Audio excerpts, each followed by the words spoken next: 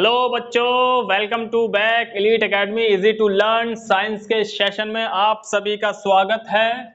कल हमने digestion system पाचन तंत्र शुरू किया था और उसमें काफी कुछ हमने पढ़ा भी था। और जो लास्ट हम थे, पहला जो हमारा स्टेप था मुख में हम बात कर रहे थे। मुख में एक ग्लैंड्स के बारे में मैंने बताया था। एक बार मैं थोड़ा रैपिड रिवीजन करा दूं। कौन सी ग्लैंड होती है? इसमें सलाइवरी ग्लैंड होती है, जो मैंने आप सभी को बताया था। सलाइवरी ग्लैंड्स या फिर इसको कहते हैं लारीय ग्रंथि। ये मुख में होती है लारीय ग्रंथि, और ये लार को सीक्रेशन करती है, लार का, या फिर ये सलाइवा को स्रावित करती है। और जो लारीय ग्रंथि जो होती है, सलाइवा जो होती है, ये हमारा किसमें काम हेल्पफुल होती है? ये हमारे पाचन में हेल्पफुल होती है। और सलाइवा क्या होती है? तो सलाइवा में एंजाइम होता है और वाटर होता है। एंजाइम, दो टाइप के एंजाइम मैंने बताए थे, लाइसोसोम एंजाइम, टाइलिन। टाइलिन के बारे में बताया था, टाइलिन एंजाइम, या फिर उसी को हम बोलते हैं सलाइवरी अमाइलेज एंजाइम। जो हमारा लाइसोसोम होता है, लाइसोसोम, ये सूक्ष्म जीवों को किल करता है, उनको मार देता है। जो हमारे हाथ में या फिर मुंह के द्वारा एयर से हमारे जो माइक्रो ऑर्गेनिज्म मुंह में चले जाते हैं, लाइसोसोम उनको किल कर देता है, मार देता है मुंह में ही। और जो हमारा दूसरा था टाइलिन अमाइलेज, टाइलिन अमाइलेज बोलो या फिर उसको कह सकते हैं सलाइवरी अमाइलेज एंजाइम। ये हमारी शर्करा जो होती है, कार्बोहाइड्रेट का पाचन करता है। Ptyalin amylase. हम लोग क्या क्या खाते हैं? कार्बोहाइड्रेट खाते हैं, प्रोटीन खाते हैं और फैट्स। खाने में ये चीज मेनली खाते हैं। तो जो कार्बोहाइड्रेट होता है, इसका पाचन मुख में ही हो जाता है। प्रोटीन का पाचन मुख में नहीं होता, और ना ही फैट का पाचन मुख में होता है। इस तरह हमारे मुख में पचित और अपचित खाना बन जाता है। पचित भी होता है, कुछ अपचित होता है, डाइजेटिव भी होता है और अनडाइजेटिव भी होता है। तो इस खाने को, इस मिश्रित खाने को, पचित और अपचित मिक्स्ड खाने को हम बोलते हैं बोलस। क्या बोलते हैं इसको? बोलस। इसको कहा जाता है बोलस, इस खाने को बोलस फूड। इसको बोलते हैं बोलस फूड, यही हिंदी में बोलते हैं। एक बार मैं फिर से बता देता हूं। मुख में हमारा खाना जाता है और मुख में कौन सी ग्रंथि होती है? लारीय ग्रंथि, जो कि क्या बनाती है? लार बनाती है। और लार में एंजाइम होता है, वाटर होता है। और एंजाइम, दो एंजाइम होते हैं, लाइसोसोम और टाइलिन अमाइलेज या फिर सलाइवरी अमाइलेज एंजाइम। लाइसोसोम सूक्ष्म जीवों को मारने का काम करता है, और टाइलिन जो होता है, टाइलिन अमाइलेज, ये शर्करा कार्बोहाइड्रेट का पाचन करता है। और खाने में हम कार्बोहाइड्रेट भी लेते हैं, प्रोटीन भी लेते हैं और फैट्स भी लेते हैं, शर्करा, प्रोटीन और वसा। तो हमारे मुंह में ये इन तीनों का जो कॉम्बिनेशन होता है, इसमें पचित और अपचित होता है। सिर्फ और सिर्फ पाचन किसका होता है मुख में? कार्बोहाइड्रेट का। तो जो ये मिक्स फूड होता है, इसको हम बोलते हैं बोलस फूड, पचित और अपचित खाना। और एक चीज और मैं बता दूं, कल एक पॉइंट निकल गया था। जो हमारी टंग होती है, टंग की मैंने लेंथ बताई थी आप सभी को 10 सेंटीमीटर। और टंग जो होती है, जुबान हमारी, वो अंदर एक हड्डी होती है जिससे वो जुड़ी होती है, उसके बोलते हैं हायोड। हायोड हड्डी या फिर हायोड बोन। ये आप पॉइंट आउट कर लीजिएगा। हायोड बोन्स, हायोड को इंग्लिश में और हिंदी में एक ही बोलते हैं, हायोड बोन। इससे हमारी जुबान जुड़ी होती है हायोड बोन से। अब इसके आगे चलते हैं। हमारे मुख का काम खत्म हो गया, ये सब मुख में होता है। और मुख से फिर खाना आगे जाएगा, और खाना आगे कहाँ जाएगा? Food pipe. Food pipe second में आता है ईसोफेगस, या फिर इसी को हम बोलते हैं ग्रास नली। अब खाना हमारा जाता है फूड पाइप में। कौन सा खाना जा रहा है? बोलस फूड, जिसमें कुछ पचित है और कुछ अपचित खाने का मिक्सित जा रहा है, या फिर इसी को बोलते हैं हम ग्रास नली या फिर भोजन नलिका। भोजन नलिका कौन सा फूड आ रहा है? Bolus food. इसमें फूड पाइप में या फिर ईसोफोगस या फिर भोजन नलिका में कोई भी ग्लैंड्स नहीं होती। ये इसकी जो फूड पाइप होता है हमारा, फूड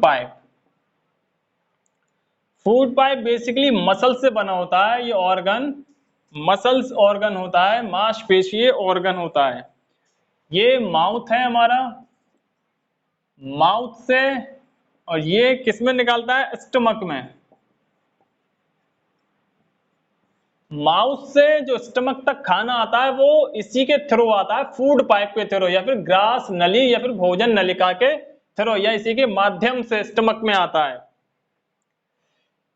इसको फूड पाइप कहते हैं। स्टमक पेट में आता है और ये मसल्स का बना होता है, इसमें कोई भी हड्डी नहीं होती। और जिस विधि से खाना आता है, बोलस फूड, जो बोलस फूड है, कुछ पचित और कुछ अपचित खाना जिस विधि से आता है, ये कॉन्ट्रैक्ट करती है, ये कॉन्ट्रैक्ट करती है, धीरे धीरे करके ये फूड नीचे उतरता है, एक साथ नहीं गिरता, कॉन्ट्रैक्ट होता है। ये कॉन्ट्रैक्ट करके फूड धीरे धीरे यहाँ स्टमक में आता है। और जिस मोशन से या फिर जिस विधि से ये आता है उसको हम बोलते हैं किरमा-कूचन विधि।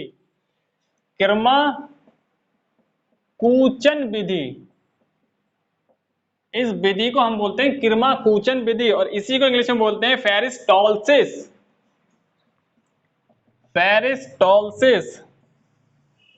टॉलसिस मोशन। तो ये खाना मुंह माउथ से स्टमक तक जिस विधि से आता है उसको हम बोलते हैं किरमा-कूचन विधि या फिर पेरिस्टालसिस मोशन। ये एक साथ नहीं गिरता। तो ये मेनली काम होता है ईसोफेगस का, फूड पाइप का। और इसकी लेंथ में बता दूं, इसकी लंबाई होती है 25 सेंटीमीटर। इस ईसोफेगस की लंबाई जो होती है 25 सेंटीमीटर होती है। अब एक चीज मैं और क्लियर कर देता हूं यहां से, ये अपना नोट्स बनाते चलना साथ ही साथ। हमारा माउथ का शेप कुछ इस तरह से है।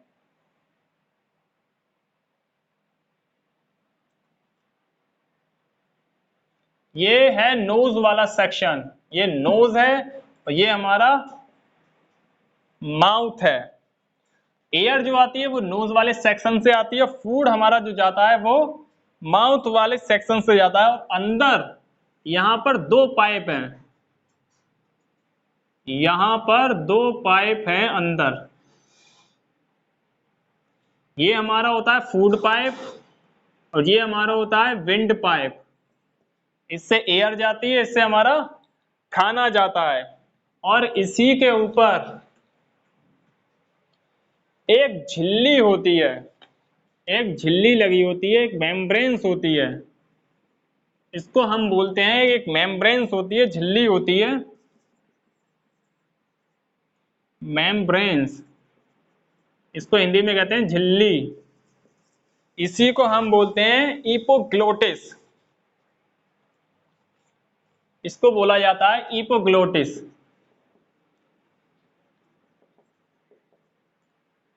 इपोग्लोटिस हिंदी में भी यही है और इंग्लिश में भी यही है, इपोग्लोटिस। ये इपोग्लोटिस एज ए स्विच काम करती है, एज ए स्विच काम करती है। मतलब इसी को हिंदी में अगर मैं कहूं तो आप कह सकते हैं घाटी का ढक्कन। ये घाटी का ढक्कन होता है। मेम्ब्रेन्स एक झिल्ली होती है विंड पाइप और फूड पाइप के ऊपर। अब ये जो सेक्शन बचा, ये जो खाली जो पार्ट होता है इसको बोलते हैं ग्रसनी। ग्रसनी, और इसको इंग्लिश में बोलते हैं फेरिंग्स। फेरिंग्स, ग्रसनी। नोज और माउथ वाले सेक्शन में जो खाली जो सेक्शन बचा है, खाली भाग को हम बोलते हैं ग्रसनी, फेरिंग्स।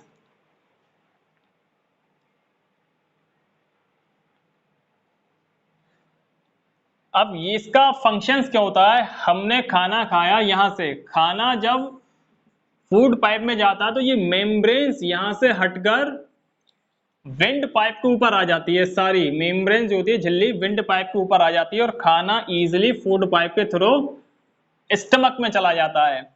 और ये इसको कवर कर लेती है विंड पाइप में, ताकि आप पानी ज्यादा पी लें या फिर खांसी वगैरह लें, प्रेशर बनता है, प्रेशर से फूड के पार्टिकल इसके अंदर ना जाएं। अगर इसके अंदर चले गए तो फिर सांस लेने में प्रॉब्लम होगी और बहुत कुछ हो सकता है फिर। और जब हम लोग सांस लेते हैं तो ये मेम्ब्रेन्स, ये फिर मेम्ब्रेन जब खाना खा लेते हैं तो फूड पाइप को भी कवर कर लेती है। जब सांस लेते हैं तो सांस वाला सेक्शन खुलकर फूड पाइप को कवर कर लेता है और सांस एयर इजीली इसके अंदर चली जाती है। तो ये फंक्शन होता है मेम्ब्रेन्स का, झिल्ली का। इसको बोलते हैं एपिग्लोटिस। एपिग्लोटिस ये एज ए स्विच काम करती है। इसको हम बोलते हैं घाटी का ढक्कन। इसको बोलते हैं हम घाटी का ढक्कन। तो ये था हमारा भोजन नलिका का फंक्शंस। माउथ से ये स्टमक तक जो खाना जाता है वो इसी के थ्रू जाता है, भोजन नलिका या फिर फूड पाइप के थ्रू। इसकी लंबाई होती है 25 सेंटीमीटर और जिस विधि से जाता है उसको हम बोलते हैं किरमा-कुचन विधि। और ये मसल्स का बना होता है। और फिर आगे मैंने ये फंक्शन बताया था, एक फूड पाइप होता है, एक विंड पाइप होता है। आगे चल के हमारे माउथ से नीचे उतरकर फूड पाइप में, और फूड पाइप के पास ही विंड पाइप होता है। उसके ऊपर एक मेम्ब्रेन्स होती है, एपिग्लोटिस इसको बोलते हैं, जो एज ए स्विच काम करती है। इसको घाटी का ढक्कन भी बोलते हैं। ऊपर जो नोज का जो सेक्शन आता है, नोज और माउथ का जो अंदर जाके मिलते हैं, ये खाली जगह, इसको बोलते हैं फेरिंग्स ग्रंथनी। ये आप ग्रंथनी का फंक्शन पढ़ेंगे रेस्पिरेटरी सिस्टम में, तो आपको डिटेल में पता चलेगा वहां पे कि फेरिंग्स या होता क्या है। तो इसके बाद इसी का यही काम है एपिग्लोटिस का। नेक्स्ट लेक्चर में हम बात करेंगे स्टमक। खाना अब जाएगा स्टमक। स्टमक में क्या होता है, इसका क्या फंक्शन होता है, खाना कैसे डाइजेस्ट होता है, वो स्टमक में बात करेंगे। आज के लिए इतना ही। Thank you very much.